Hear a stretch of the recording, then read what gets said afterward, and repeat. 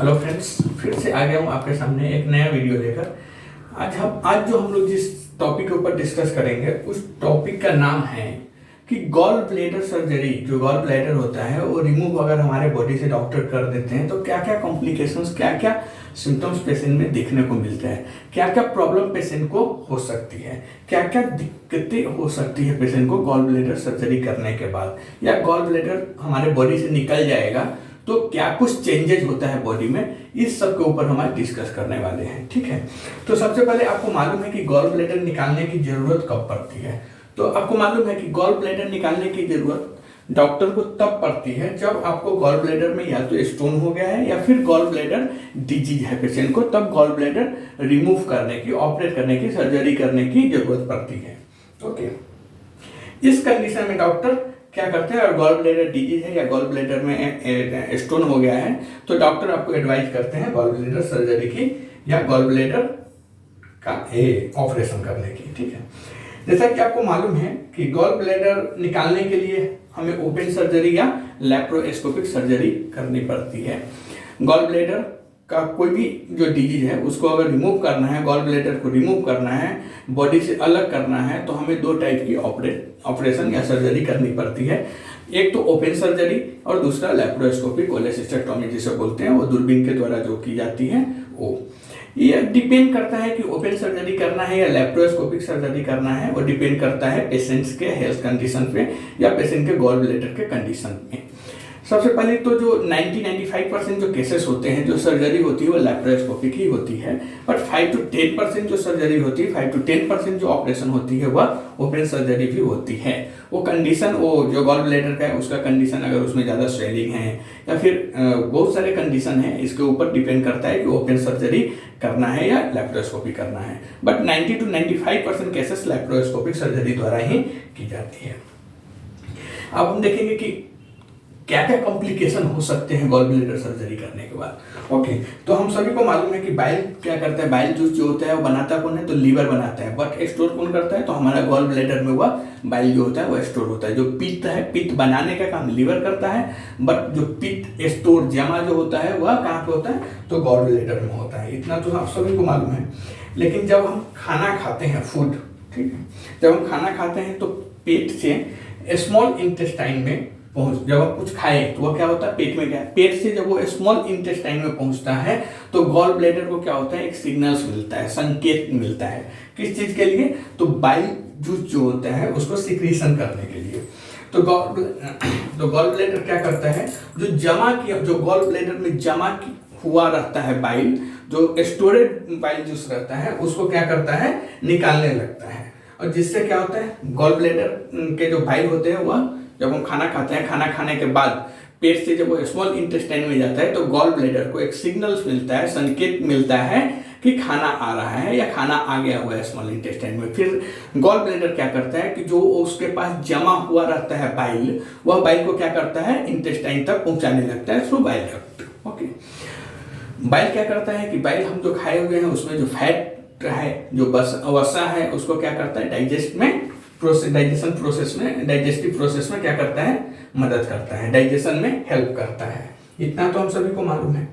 अब क्या होता है कि जब अगर पेशेंट का गॉल ब्लैडर को निकाल दिया जाएगा तो क्या होगा, निकाल देने के बाद क्या होता है, बाइल सीधे क्या होता है, इंटेस्टाइन में जाने लगता है। क्यों, क्योंकि बाइल बना कौन रहा है, लीवर, और स्टोर कहाँ पे हो रहा है, तो स्टोर वो हो रहा है गॉल ब्लैडर में। गॉल ब्लैडर का काम क्या है, गॉल ब्लैडर का काम है सिर्फ स्टोर करने का। लेकिन जब हम ऑपरेशन करते हैं, गॉल ब्लैडर को निकाल देते हैं बॉडी से, तो क्या होता है कि लीवर तो बना रहा है, क्योंकि लीवर तो कंटिन्यूअसली बाइल बना रहा है, लेकिन वह स्टोर करने के लिए उसके पास कुछ है नहीं। स्टोर कर, आप मान के चलिए आप जो भी है वो पैसा कमा रहे हैं, लेकिन बैंक नहीं है, बैंक है ही नहीं, तो आप पैसा क्या करेंगे, घर में ही जमा करेंगे। तो ऐसे ही है, लीवर क्या है कि कंटिन्यूअसली बाइल बना रहा है, लेकिन वह जमा कहाँ करे, स्टोर कहाँ करे, तो स्टोर करने वाली जो ऑर्गन, जो गॉल ब्लैडर है, वह तो हमारी बॉडी से निकल चुकी है। तो फिर क्या करता है, ऐसे कंडीशन में लीवर कंटिन्यूअसली बाइल बनाता रहता है, तो वह बाइल क्या होता है, गॉल ब्लैडर में जा नहीं पाता है, गॉल ब्लैडर रहता नहीं, इसके लिए वहां जाता नहीं है, तो गॉल ब्लैडर वहां से डायरेक्ट कहाँ पे आता है, तो इंटेस्टाइन में आना चालू हो जाता है। तो जो स्टोरेज का काम था वो कौन कर रहा था, गॉल ब्लैडर कर रहा था। लेकिन अब तो स्टोरेज है नहीं, गॉल ब्लैडर है नहीं, तो लीवर कंटिन्यूअसली बाइल बना रहा है, लेकिन बाइल अब डायरेक्ट स्मॉल इंटेस्टाइन में आ रहा है, गॉल ब्लैडर में जा ही नहीं रहा है। ठीक है, चाहे खाना हो या ना हो, पेशेंट के पेट में से इंटेस्टाइन में खाना गया हो या नहीं गया हो, इससे कुछ मतलब नहीं। लीवर का काम है रिप्रोडक्शन, वो सिर्फ बना रहा है इसको बाइल को, तो वह क्या करेगा, बनाता रहेगा और स्मॉल इंटेस्टाइन को देता रहेगा, स्मॉल इंटेस्टाइन में कंटिन्यूअसली आता रहेगा। पहले तो गॉल ब्लैडर स्टोर करके रखता था, जब इंटेस्टाइन में खाना जाता था तब वह भेजता था, लेकिन अब तो गॉल ब्लैडर है नहीं, तो लीवर से डायरेक्ट जो बाइल बनेगा वह कहाँ जाएगा, स्मॉल इंटेस्टाइन में जाएगा। उसको खाने से कुछ मतलब नहीं है, खाना है नहीं है उससे कुछ मतलब नहीं, वह डायरेक्ट स्मॉल इंटेस्टाइन को बाइल जो पित्त होता है वह देता रहेगा। निकाल देने के बाद प्रॉब्लम क्या होता है, वही स्मॉल इंटेस्टाइन में अगर पेशेंट भूखा है, खाना नहीं है उसके स्मॉल इंटेस्टाइन में, कुछ डाइजेशन करने के लिए, कुछ पचाने के लिए कुछ है नहीं, तो क्या होगा, बाइल वहां पे जाके पड़ा रहेगा। तो वही बाइल जब अधिक हो जाता है, उसका लेवल ज्यादा हो जाता है, तो फिर ऊपर की तरफ आने लगता है या आने की संभावना होती है। तो ऐसे कंडीशन में क्या होता है कि जो पेट का इंटरनल लेयर होता है, जो हमारे एब्डोमिनल का, स्टमक का जो इंटरनल मतलब अंदर का जो लेयर होता है, आंतरिक परत होता है, उसमें जलन होने लगती है, और वही धीरे धीरे हमारे छाती, मुंह, कंठ, इस सब में जो जलन होने लगती है, जिसका कारण यही है कि स्मॉल इंटेस्टाइन में बाइल अधिक होने की वजह से जो हमारा एब्डोमिनल है उसकी इंटरनल लेयर में जलन होती है, और उसी की वजह से हमारे छाती और पेट में जो जलन होती है, खट्टी डकार आती है, ये सब होने लगती है। तो इसका कारण यही है कि गॉल ब्लैडर निकालने के बाद, ये सिंपल ऐसा है प्रोसेस है, सिंपल नेचर है कि गॉल ब्लैडर निकालने के बाद ये सिंपल सिम्टम्स है कि पेशेंट को ऐसा दिखने को मिलता है कि गॉल ब्लैडर निकाल देने के बाद छाती में जलन, एसिडिटी, पेट फूलना, या फिर क्या बोलते हैं खट्टी डकार, यह सब आता ही है, क्योंकि इंटेस्टाइन में इस जो बाइल है, पित्त है, वह ज्यादा हो गया हुआ है, लीवर बना बना के स्मॉल इंटेस्टाइन को दे रहा है, स्टोरेज के लिए कुछ है नहीं, तो उसकी वजह से क्या हो रहा है कि पेट में जलन हो रही है। ठीक है, तो कोई भी इंसान, हम सभी को मालूम है कि कोई भी इंसान को भर दिन में 3 बार खाने की जरूरत पड़ती है, या मोस्टली जो इंसान है वो भर दिन में 3 बार खाते हैं, ब्रेकफास्ट, लंच और डिनर। तो 3 बार तो कोई खाता ही है, भर दिन में 3 बार खाना खाता ही है। इन तीनों में जो टाइम होती है, समय की काफी अंतराल होती है, काफी डिफरेंट होती है, बहुत बड़ा एक अंतर होता है। नॉर्मली हम जो भी खाते हैं वह 3 से 4 घंटे में पच जाता है, हम जो कुछ भी खाते हैं वह पेट में जाने के बाद 3 से 4 घंटे में, या 2.5 से 3 घंटे 4 घंटे के अंदर में पच जाती है, और हमारा जो पेट होता है वह खाली हो जाता है। इसलिए गॉल ब्लैडर हटा देने के बाद क्या करना चाहिए कि बाइल जूस सीधे इंटेस्टाइन में जाने लगता है। गॉल ब्लैडर हटा देने के बाद क्या होता है कि सीधे लीवर बाइल को बनाएगा और इंटेस्टाइन को दे देगा। तो ऐसे में क्या होता है कि गॉल ब्लैडर अगर हट गया हुआ है तो बाइल जूस सीधे इंटेस्टाइन में पहुंचने लगता है, और यदि इंटेस्टाइन में बिल्कुल भी खाना नहीं है, या बिल्कुल भी खाना स्मॉल इंटेस्टाइन में पचाने के लिए, डाइजेस्ट करने के लिए मौजूद नहीं है, तो बाइल इंटेस्टाइन में ज्यादा होने के कारण ऊपर की ओर आ जाता है या आ सकता है, जिससे पेट के इंटरनल लेयर में जलन, या फिर खट्टी डकार, या फिर वो एसिडिटी, ये सब सिम्टम्स पेशेंट में देखने को मिलते हैं। ओके, एसिडिटी का प्रॉब्लम भी कॉमन है। गॉल ब्लैडर हटा देने के बाद पेशेंट में एसिडिटी का भी प्रॉब्लम बहुत, मतलब गैस भी पेट में बहुत बनता है, इसका भी बाइल से रिलेटेड है, कोरिलेट अगर हम करेंगे तो बाइल से ही जाके होगा।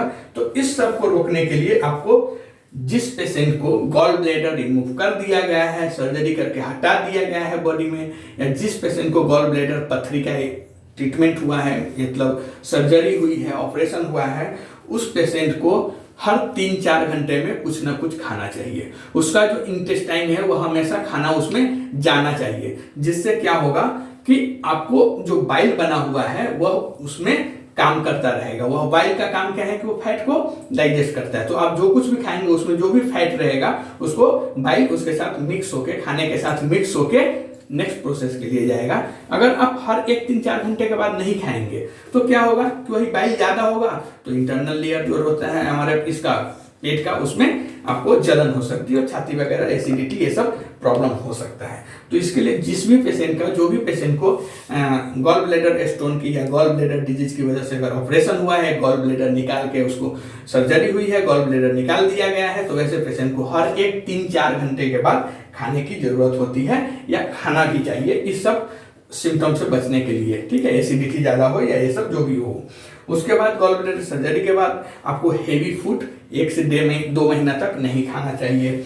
आपको ग्रीन वेजिटेबल और फ्रूट्स ज़्यादा खाना चाहिए। फैटी फूड आइटम, ऐसा खाना जिसमें फैट ज़्यादा, मतलब वसा ज़्यादा है, वो नहीं खाना चाहिए। आपको मोस्टली साबुत अनाज, नट्स या सीड्स या फिर गोभी, फूल गोभी या फिर ब्रोकली, यह सब खाना चाहिए। इस सब टाइप के जो फूड होते हैं वो ज़्यादा खाना चाहिए। और फैटी फूड बिल्कुल भी नहीं खाना चाहिए, क्योंकि हमारा जो बाइल था वो बाइल का काम ही था क्या करना, तो फैट को डाइजेस्ट करना। तो ये सब कॉम्प्लिकेशन देखने को, ये सब सिम्टम्स देखने के बाद आफ्टर सर्जरी पेशेंट में दिखती है। तो इसका कारण क्या है, क्योंकि गॉल ब्लैडर को हटा देने के बाद स्टोरेज के लिए हमारे पास बाइल रहता है, बाइल को स्टोरेज करने के लिए हमारे पास कोई ऑर्गन है नहीं। तो लीवर क्या करता है, डायरेक्ट बाइल बनाता है और इंटेस्टाइन को दे देता है। इंटेस्टाइन में अगर खाना नहीं है तो फिर क्या होगा, बाइल की अधिक मात्रा होने की वजह से वो हमारे इंटरनल लेयर जो रहता है पेट के, उसको पहले जलाता है, उसमें जलन होती है, उसके बाद छाती, मुंह, इस सब में भी जलन होती है। तो इसके लिए जो भी पेशेंट का ऑपरेशन हुआ है, गॉल ब्लैडर की सर्जरी हुई है, उस पेशेंट को हर एक 3-4 घंटे के बाद खाना चाहिए। जिससे क्या होगा कि आप अगर खाना हर एक 3-4 घंटे पे कुछ खा रहे हैं तो क्या होगा कि जो खाना हमारे इंटेस्टाइन में जाएगा वहां पे ऑलरेडी बाइल है, बाइल उसके साथ मिक्स होकर नेक्स्ट प्रोसेस के लिए जाएगा। नेक्स्ट प्रोसेस क्या होगा हम आपको अगले वीडियो में बता देंगे। तब तक के लिए थैंक यू।